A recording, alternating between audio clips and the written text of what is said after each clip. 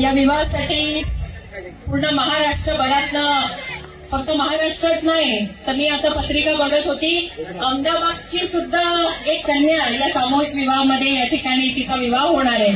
तर गुजरात, महाराष्ट्र या दोन्ही राज्यांमधून आलेले कंजरभाट समाजाचे सर्व नातेवाईक, आप्तेष्ट मंडळी सगळ्यांचं मी सर्वप्रथम मनापासून स्वागत करते.